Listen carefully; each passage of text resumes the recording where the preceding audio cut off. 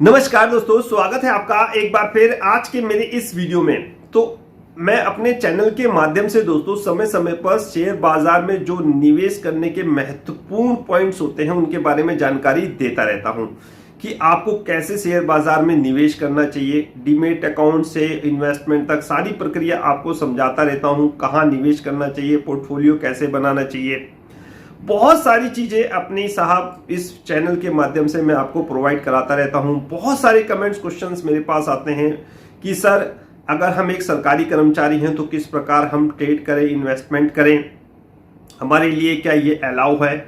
ऐसी ही बहुत सारी रोचक जानकारियां मैं समय समय पर वीडियो के माध्यम से देता रहता हूं। तो एक ऐसी ही जानकारी आज मैं आपके लिए लेके आया हूं इस वीडियो के माध्यम से। देखो दोस्तों, बहुत सारे लोगों का सवाल यह है कि हम शेयर बाजार में कितना अमाउंट इन्वेस्टमेंट कर सकते हैं। शेयर बाजार में हम कितना अमाउंट इन्वेस्टमेंट कर सकते हैं, बहुत से लोगों का यह सवाल है दोस्तों। तो मैं आपसे यही कहूंगा कि शेयर बाजार में कोई सीमा नहीं है, आप चाहे कितना भी मर्जी इस शेयर बाजार में निवेश कर सकते हैं। बेशर्त एक ही शर्त है, उसको आपको इनकम टैक्स डिपार्टमेंट को बताना पड़ेगा। जी हां दोस्तों, आपको इनकम टैक्स डिपार्टमेंट को जरूर बताना पड़ेगा। अगर आप एक कर्मचारी हैं तो अपने डिपार्टमेंट के थ्रू बताइए, और यदि आप इंडिविजुअल हैं, बिजनेसमैन हैं, तो आईटीआर के थ्रू ये जानकारी इनकम टैक्स विभाग को जरूर दीजिए। और याद रखिए, अगर ये संख्या यानी कि जो आपने निवेश शेयर बाजार में किया है उसकी वैल्यू 10 लाख रुपए से ऊपर है तो ये और भी ज्यादा जरूरी हो जाता है कि साहब उसकी सूचना आप इनकम टैक्स डिपार्टमेंट को दें। देखो दोस्तों, अगर आप ये सोच रहे हो कि मैं सब कुछ छुपा लूंगा, ऐसा पॉसिबल नहीं है। आजकल डिजिटलाइजेशन का युग है, हर चीज एक दूसरे के साथ लिंक है। पैन के साथ आधार, आधार के साथ बैंक, सब कुछ आप जानते ही हैं बहुत अच्छी तरह। तो ये सोचना कि मैं सारी चीजें छुपा लूंगा, ये इम्पॉसिबल है। और दूसरी बड़ी बात देखिए दोस्तों, इनकम टैक्स विभाग के पास सारी जानकारियां होती हैं। मैं क्या कर रहा हूं, कहां मैंने निवेश करा है, कितनी रकम मेरे खाते में आई, सब कुछ उन्हें पता होता है। आप अच्छी तरह जानते बैंक में कितने अमाउंट की ट्रांजैक्शन की नॉलेज सीधा साहब इनकम टैक्स डिपार्टमेंट को हो जाती है। 10 लाख से ऊपर की मेरे ख्याल से कोई भी ट्रांजैक्शन अगर आप करते हैं तो सीधा इनकम टैक्स डिपार्टमेंट को इसकी जानकारी हो जाती है। सीबीएस ब्रांच है आजकल, हर दूसरा, मैंने कहा ना, एक दूसरे के साथ ये सब चीजें लिंक है। तो अगर आप ये सोच रहे हो तो मुझे नहीं लगता कि आप सही सोच रहे हो। तो हर एक सही जानकारी आपको इनकम टैक्स विभाग को देनी चाहिए। और जो इनकम टैक्स डिपार्टमेंट का पोर्टल है दोस्तों, उसमें सारी जानकारी आपकी होती है। AIS उसे बोलते हैं, एनुअल इंफॉर्मेशन, मेरे ख्याल से स्टेटमेंट, वो उसका पूरी फॉर्म है, फुल फॉर्म है। और दूसरा 26AS एक फॉर्म होता है जो इनकम टैक्स के पोर्टल पे अपने आप खुल जाएगा, जो भी आप ट्रांजैक्शन कर रहे हो।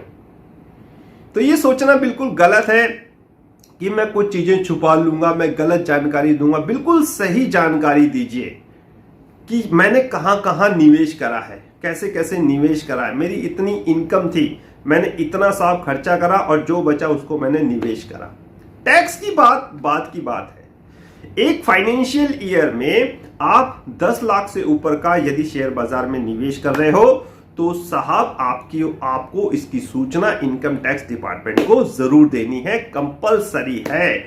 वरना 143 और 148 सेक्शन के तहत आपके घर नोटिस भी आ सकता है। जिस प्रकार इस जैसे इनकम टैक्स डिपार्टमेंट आप जानते हैं कितना एक्टिव हो चुका है, कितना एक्टिव हो चुका है ऐसा। तो इन चीजों को ध्यान में रखते हुए सही जानकारी दीजिए। जो भी आप निवेश कर रहे हैं, जो भी आप शेयर बाजार में काम कर रहे हैं, ट्रेडिंग कर रहे हैं, जो भी कुछ कर रहे हैं, उसकी सही जानकारी अपने डिपार्टमेंट और इनकम टैक्स विभाग को दीजिए। और साहब मेरे ख्याल से आप मुसीबत से बचिए, क्योंकि बाद में जब नोटिस आता है ना दोस्तों, फिर ज्यादा प्रॉब्लम हो जाती है। कि जब नोटिस आया फिर उसके बाद जुर्माना होता है, बहुत सारी चीजें होती हैं। समय समय पर मैं टेलीग्राम चैनल पे बहुत अच्छी चीजें लगाता रहता हूं कि किस तहत आपको सेक्शन के तहत ये कार्रवाई हो सकती है, आपको क्या करना चाहिए, फिर कोर्ट कचहरी के चक्कर, बहुत सारी चीजें होती हैं दोस्तों। लेकिन इन चीजों से बचते हुए आपको एक सही इंफॉर्मेशन देनी चाहिए। अपना जितना भी आप काम कर रहे हो, चाहे छोटा हो या बड़ा हो, सही इंफॉर्मेशन अपने आईटीआर में जरूर फिलअप करें। और याद रखें, 10 लाख रुपए से ऊपर का अगर आप निवेश शेयर बाजार में करते हो तो उसकी जानकारी देना और भी अत्यंत आवश्यक हो जाता है।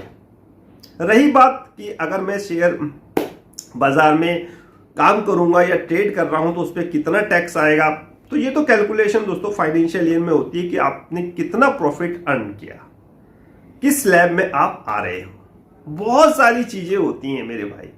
फोन कॉल के द्वारा आप मुझसे ये पूछ सकते हो। यदि मैं एक सरकारी कर्मचारी हूं तो क्या मैं ट्रेड कर सकता हूं, ये भी सवाल आपके मन में होगा। मैंने वीडियो बना रखी है, वो वीडियो भी आप जाके देख लीजिए, बहुत सारी चीज उसमें आपको क्लियर हो जाएंगी। सरकारी कर्मचारियों के लिए ट्रेडिंग अलाउ नहीं है, इन्वेस्टमेंट कर सकते हैं, वो भी लॉन्ग टर्म। बहुत कुछ मैं फोन कॉल से सॉल्व करता रहता हूं, आपकी समस्याएं, बहुत चीजें मैं व्हाट्सएप से सॉल्व करता रहता हूं। टेलीग्राम पे जुड़िए, वहां आपको समय समय पर बहुत अच्छी जानकारियां मिलती रहेंगी। आपका मेन मकसद ये होना चाहिए कि जितना भी आप कमा रहे हो उसकी सही जानकारी अपने ITR में जरूर दिखाइए।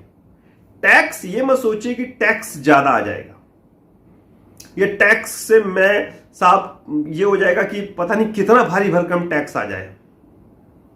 आप अगर अनुमान लगाइए कि अगर आप छोटे से टैक्स के लिए बहुत कोई भारी भरकम चीज छुपा रहे हो तो आने वाले समय में वो आपको और भी ज्यादा दिक्कत दे जाएगी। तो ऐसी गलती ना करिए, हर चीज की जानकारी समय पर उपलब्ध कराइए अपने CA को यानी चार्टर्ड अकाउंटेंट को।